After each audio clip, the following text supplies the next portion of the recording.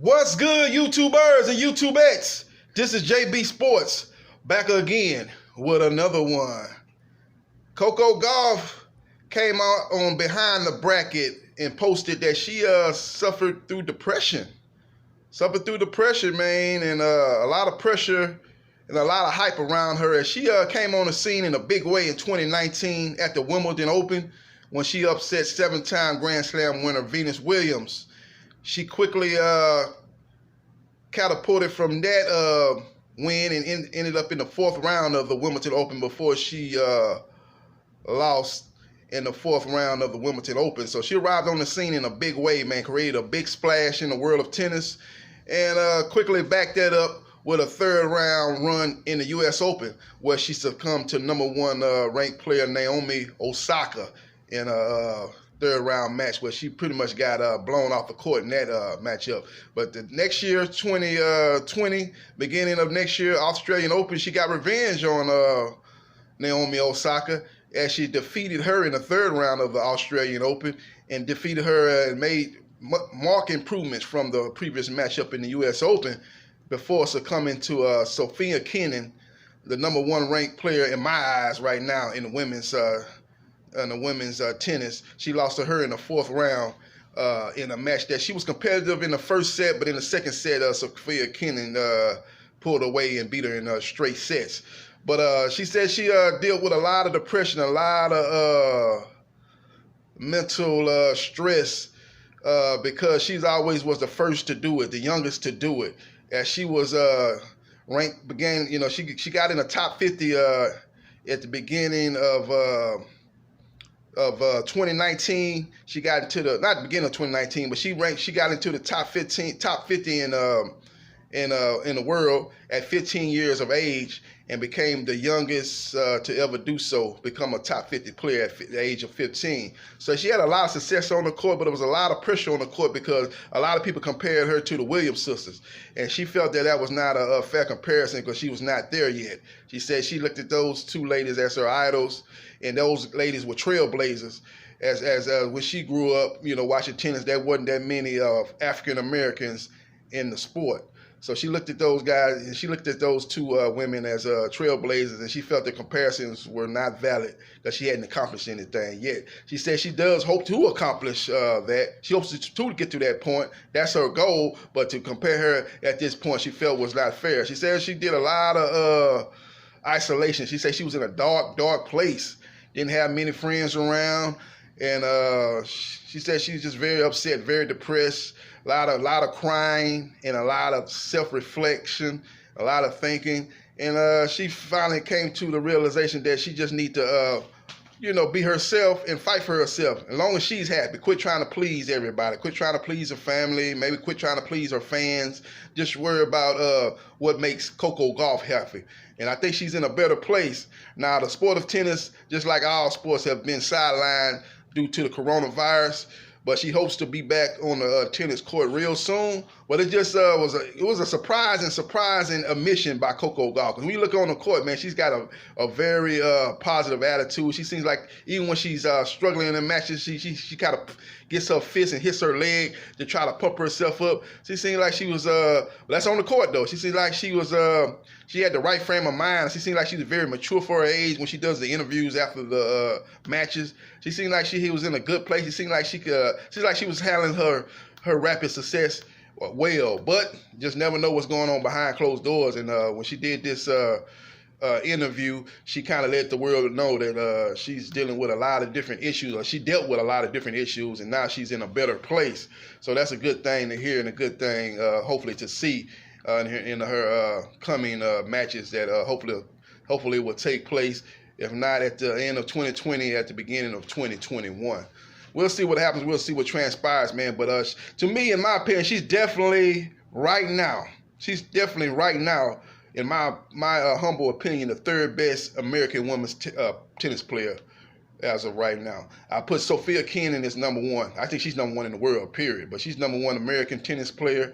I put Serena at number two, and I put Coco Gauff at number three. I put her ahead of the other female tennis player, Sloane Stevenson and people that I put her ahead of those. She's had more recent success than a Sloane Stevenson, for example. So, well, we'll see what happens. We'll see what the future holds as far as her goes, her tournament and her play goes, and we'll see what the future holds for American women tennis in general, man. But that was just kind of interesting post that she put on. It was on a post. Go to Behind the Racket and go to that website, and you'll see that the interview that she does with that particular tennis. I don't know if that's a tennis magazine or a tennis YouTube channel, or just maybe just a tennis magazine or tennis newspaper. But whatever the case may be, go to the Behind the Racket, and you should be able to pull that post up with Coco Gauff, now 16 years old, reveals a lot of personal battles, a lot of ups and downs, a lot of trials and tribulations that she dealt with on the court and more profoundly off the court. And I just thought it was a good self-read, man, by myself. And I think I just advise you guys to go out there and check her out, man, and see what happens, man. But I think she's definitely on the rise, and I think she's definitely ready to challenge to get that throne from Serena. Just going to be a lot of women players out there, not only her, as far as she trying to become the next Serena as far as being African-American and doing, trying to take that throne from, when Serena's ready to pass the throne, she's going to be ready to get that throne and take off running. Pass the baton, as they say in track and field. When Serena Williams is ready to pass the baton to her, she'll be able to take it and take off running and keep running that race. And hopefully she'll be able to do that and do it well. But as far as American women's tennis right now, it's in a very, very strong place. Like I said earlier, Sophia Kenin, man, is playing unbelievable. I kind of hated that this coronavirus came into play as of right now, because she's playing some of her best tennis of her life. And she's definitely the number one women's tennis player in the world right now. And she's playing at a high level. I just would like to see how she would perform at the French Open and Wimbledon and U.S. Open. It'd been very interesting to see. Very interesting to see what Coco Gauff would have got a second look at Sophia Kenin, how that match would have played out. You see how Coco Gauff was dominated by Naomi Osaka, who was the number one ranked player at the time at the U.S. Open, last year's U.S. Open, and then she played her the very next time she met up with her and played Naomi Osaka was the Australia Open, and it was like night and day. She was ready for her. She was ready to deal with the power game of Naomi Osaka, and she played a much better match, a much cleaner match, and she was able to defeat Naomi Osaka in the third round of the Australian Open. So it's been interesting to see will she be able to turn the tables on Sophia Kenin next time she would have played her. So that could have possibly been the French Open or Wimbledon or the U.S. Open. So we'll have to wait till next year to see when those two meet up. And we still got Serena still trying to break Margaret Court's record, and she will be able to get her chance at that when tennis does resume in 2021. Hopefully beginning with the Australian Open, the 2021 Australian Open, which will take place in January.